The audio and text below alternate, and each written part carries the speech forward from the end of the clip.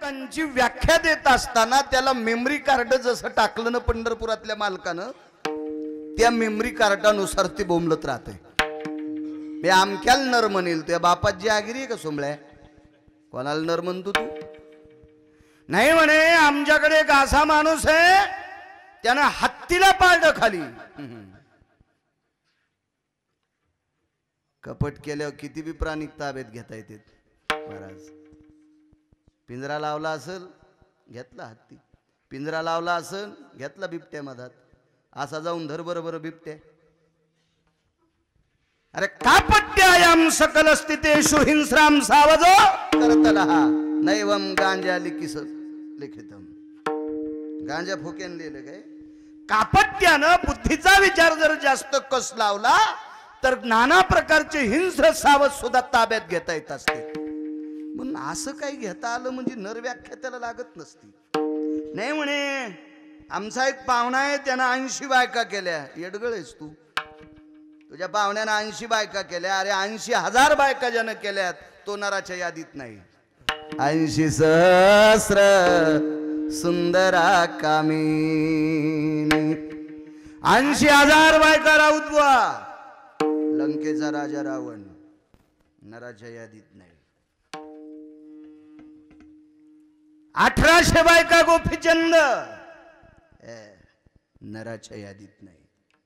703 पत्न्या पंढरपुरातल्या मालकाचा पिता 7व्या अवतारातला नराच्या यादीत नाही.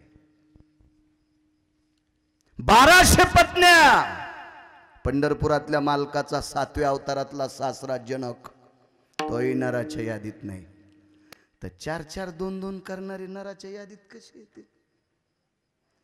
नर या व्याख्येच्या कसोटीत यायचं असेल तर काम क्रोध नाही अंगी, तोची नर जन्मला जगी.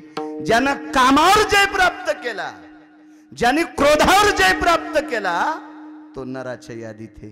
तोची नर जन्मला जगी. त्याला या विश्वामध्ये नर नावाची उपमा शांती ब्रह्म एकनाथ महाराजांनी संबोधली.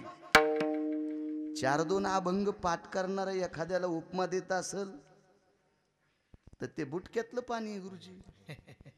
ते बुटक्यातलं पाणी आहे महाराज. त्यानं दिलेली व्याख्या काय कामाची? एक जण म्हणे मला कालिदास पुरस्कार द्याला. कोणी द्याला? ज्याला संस्कृत कोणीकडून सुरू करावं कोणीकडून सोडावं याचाच मेळ लागत नाही आणि त्याला कालिदास पुरस्कार द्याला म्हणे मला. अरे त्याला रुमण्यान हाणायला पाहिजे वाळवंटात. त्याची काय लायकी तुला कालिदास पुरस्कार द्यायला?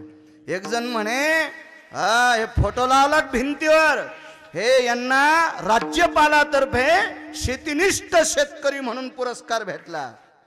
म्हणलं तू त्या फोटोवरल्याचा कोण आहेस? मी नातू आहे. त्याला विचारलं रताळ कुठं लागते? ते म्हणला कान बापा. वारे वारी कमी जागा म्हणत नाही ह्या पुढे बसलेले आहेत म्हणून. ज्याच्या आज्याला शेतीनिष्ठ पुरस्कार भेटलाय त्याच्या नातवाला भैमुगाच्या शेंगा खाली लागतात का रताळ खाली लागतात का वरी लागतात याला याची अक्कल नाही. आणि तो शहाणपणानं सांगतो काय पांचट पदव्या. मला तरी वाटतंय आपल्याकडे टेबला खालून सुटकेस दिल्यावर नालायकाला सुद्धा पदवी भेटती.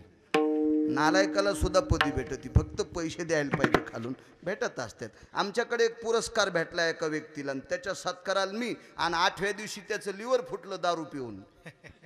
गळ्यात शपथ मी उद्याच्याला मरण खोटं बोलत असलं तर मी बोलतच नाही. या गादीवर माणसानं खोटं बोलायचंच नाही. कीर्तनाच्या गादीवर वक्त्यानं घडलेली गोष्ट बोलायची, अन्यथा चुकीचं जर बोलत असेल तर 15 माळी जरी गळ्यात घातल्या तर गाईचं मांस खाल्लं इतकं पाप लागतंय. विठाला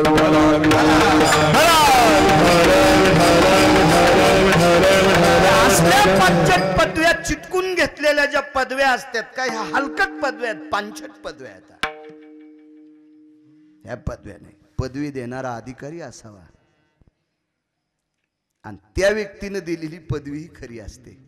शांतीब्रह्म एकनाथ महाराज म्हणतात, काम आणि क्रोध जन जिंकले तो नराच्या यादीत. पदवी देणारा कोण? तुम्हाला आणि मला इथं किती दिवस बसवायचं आणि कोण्या दिवशी मळ्यात नेऊन फुकायचंय हे ज्याच्या हातात आहे त्याला पंढरपुरातला मालक म्हणतात. आणि हा पंढरपुरातला मालक नुसता पंढरपुरातला मालक नाही, वृक्षाचे पान हाले ज्याची सत्ता, राहिली अहंता मग कोठे. ही सर्व सत्ता ज्याच्या ताब्यात आहे त्याला जगाचा बाप म्हणतात. आणि तो जगाचा बाप 36 वर्ष ज्यांच्या इथं पाणी भरायला होता त्या माणसाचा अधिकार किती मोठा असेल महाराज. आणि फपाळबुवा त्या व्यक्तीनं सांगितलंय, काम आणि क्रोध जिंकल्याच्या नंतर तो नराच्या व्याधीत. विठाला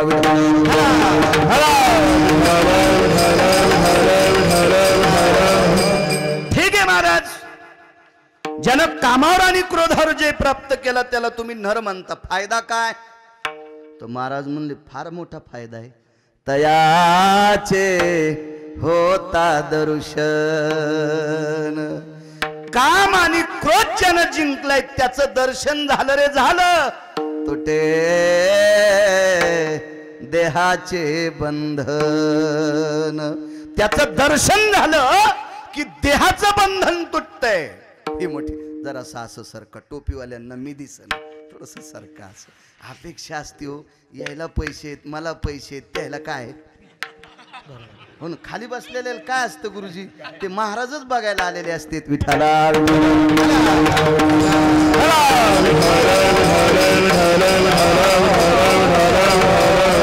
तुटे देहाचे बंधन. कसं तुटतंय? दृष्टांत दिला तिसऱ्या कडव्यात. अरुणोदय जाण. अरुणोदय म्हणजे सूर्याच्या अगोदर ज्याचा उदय होतात त्याला अरुणोदय म्हणतात. कोण अरुण? हा भगवान प्रकाश देवता, दिवाकर, भास्कर, सूर्यनारायणाचा सारथी, गरुडाचा सख्खा भाऊ, विनतेचा मुलगा अरुण. अगोदर याचा उदय होतो मग सूर्याचा. सकाळच्या काकड्या ते रे उदय प्रकाश झाला.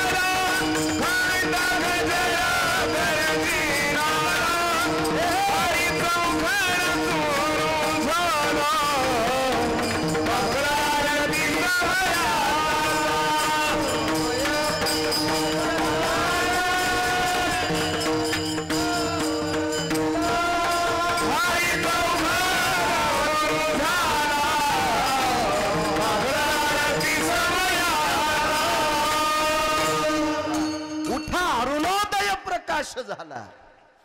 सांगा बरं, असं एखादं कोणी म्हणते का उठा सूर्योदय प्रकाश झाला? असं जर कोणी म्हणत असेल तर समजायचं सोंगाडे आपल्यात आले, हा घुसखोर आपल्यात आले असं समजायचं. अगोदर अरुणाचा प्रकाश.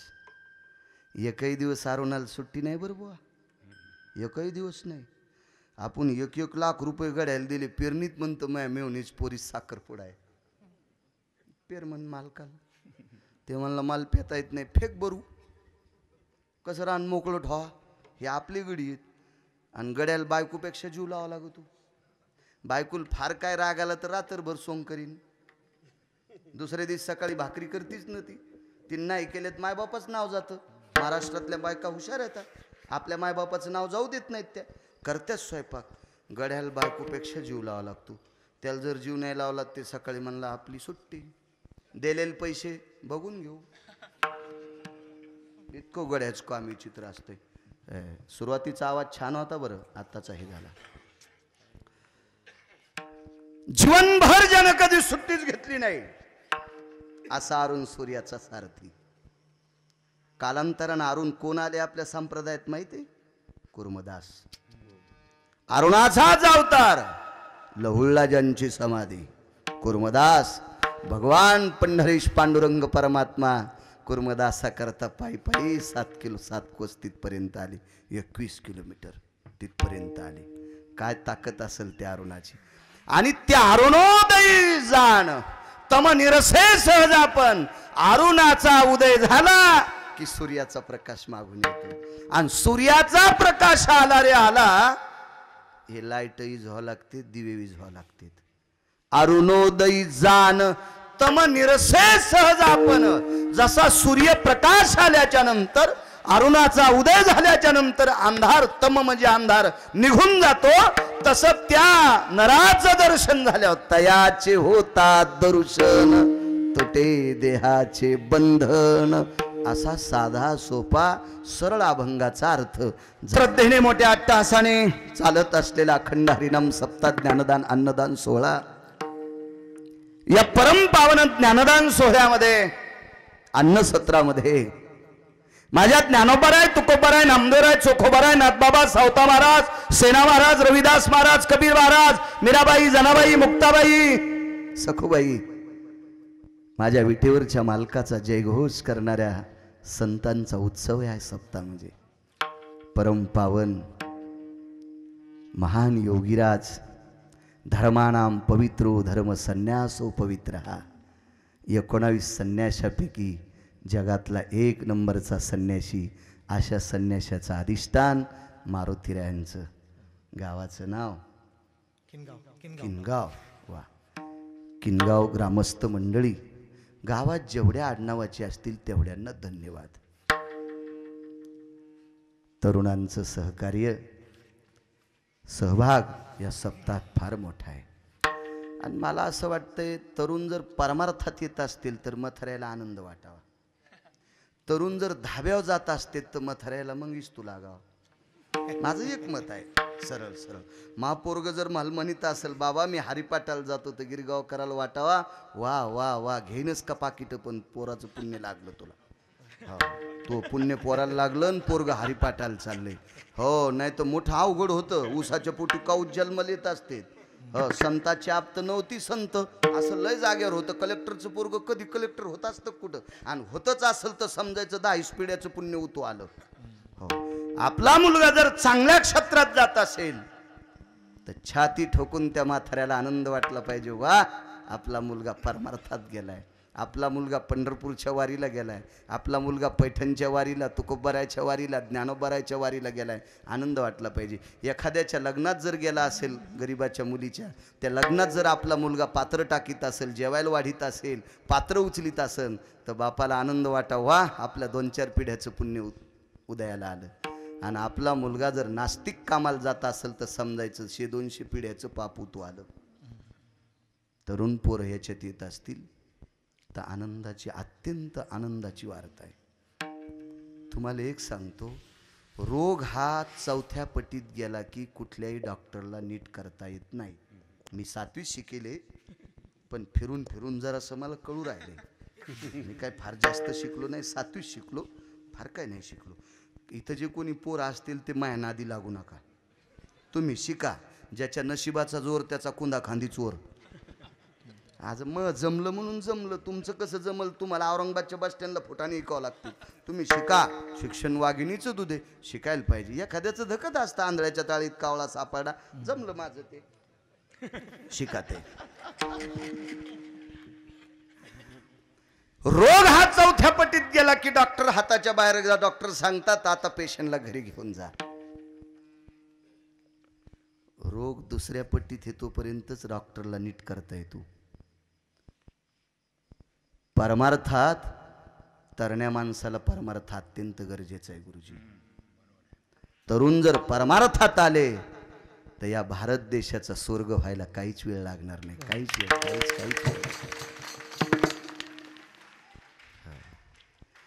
काही म्हणत असतील पोरायनं सप्ताह केला आणि बाळू महाराजाची तारीख घेतली म्हणून त्यांच्यावर. नाही, मी घोड्याला घोडं म्हणणारा माणूस आहे. 4-5 हजार पाकिटात आगाव घातले तरी मी नालायकाच्या आंड्रवेलीन बनिली धुणारा गिरगावकर नाही. माझ्या पोटाची व्यवस्था पंढरपुरातल्या मालकान केली. मी दुसऱ्याच्या गध्याला घोडं कधीच म्हणत नाही. विठाला विठाला.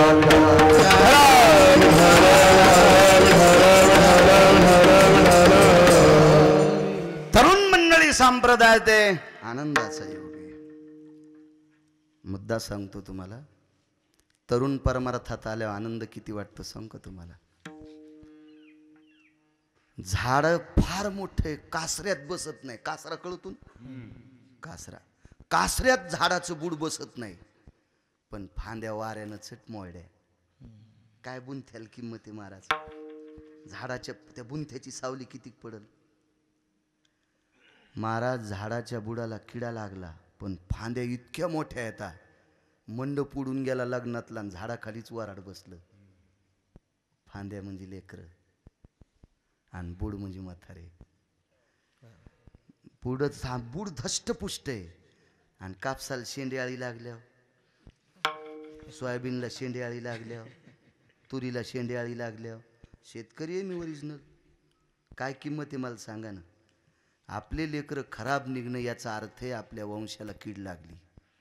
हो, आणि आपले लेकरं चांगले निघणं याचा अर्थ सात्विकतेची फवारणी पंढरपुरातल्या मालकानं आपल्यावर केली. आपले लेकरं परमार्थात आले याचा आनंद वाटला पाहिजे. विठ्ठला विठ्ठला.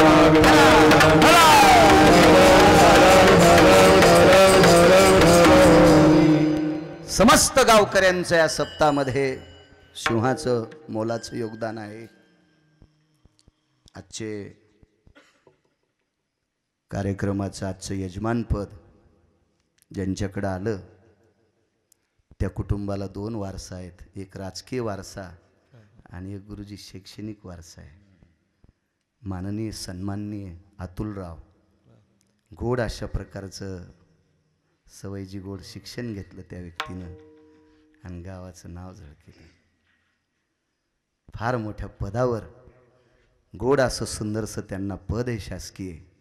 अशा पदावर असलेले अतुलराव, काय त्यांच्या वाडवडिलांची वंशाची पुण्याई, त्याच पुण्याईनं या घरात आलेल्या सुनबाई आदरणीय अनुराधाताई राजकीय क्षेत्रामध्ये त्यांनाही सुंदर असं अधिष्ठान प्राप्त झालं, एक पद प्राप्त झालं. कारण पुण्य लागते एखाद्या गोष्टीचा. राजकीय क्षेत्रामध्ये पद येण्यासाठी ज्ञानोबारायने विभूती सांगितल्या. यया नरा माझी राजा, तो विशेष विभूती जान माझा. विभूती आहे राजा, उगवत नाही. पिढ्या गेल्या काही काहीच्या, ग्रामपंचायतचा सदस्य झाला नाही. आमच्या चुलत भावाने 19 एकर जमीन विकली, दर इलेक्शनला 3 एकर, पण अजून ग्रामपंचायतचा सदस्य नाही. गळ्यात शपथ, ते मा भाऊ नाही, तुम्हाला राग येईन म्हणून मायाव घेतलं. कसं आहे, दुसऱ्याच गावात गेल्यावर कशाला दुसऱ्याला दगड आणायचे. मा काय भाऊ नाही ते. इतक्या येडगळ भावाचा मी कसा भाऊ आहे का नाही. चांगला भाऊ. तुम्हाला हे ताई प्राप्त झालं, तुमच्या दोन्ही कुळांचं पुण्य. स्त्री ही 2 कुळाचा झेंडा उंचावत असते. म्हणून तर स्त्रीच्या गळ्यात जे मंगळसूत्र असतं का गुरुजी, त्या मंगळसूत्राला दोन्ही कुंदून मणी असते. आता हे ओरिजिनल मंगलाष्टक म्हणीनत ना, त्याच्यामुळे हे लोकांना कळणं जास्त. आता हे दुसरेच मंगलाष्टक आले. ताई ग बाई ग कशी चालली सकू, ती बिलकुल लग्न झाल्यावर रडणं हेच रडायलेत मंगलाष्टक म्हणताना. ती कशाला म्हणीन, सोयरीक झाली तेव्हापासून 6,500चं बॅलन्स उडीलंय तिनं चट तपासलाय. नवरा सासू सासरा हे किती पाण्यात येतं किती खड्डवर येतं, त्याच्यामुळे ते कशाला रडण हेच रडायलेत. कशावर घेतली, ह्या डोळ्यात पाणी आलं, इकडच्या डोळ्यातून इस्तू आला, हे असं काही बी काय सोंग येत नाही ते. बरं आपल्या अहो मुसलमानाचं मिस्त्री बिचारा प्लास्टर करणारा मिस्त्री बुवा, त्याच्या लग्नात त्याची संस्कृती मोडत नाही. आणि आपल्याकडे जसा जसा पैशाचा उता आला तशी संस्कृती नालायकानं तुडीली. निदान लग्नातले मंगलाष्टक तरी आपले म्हणा. सोन्याचे मणी ओविले भुजगुनी गोऱ्या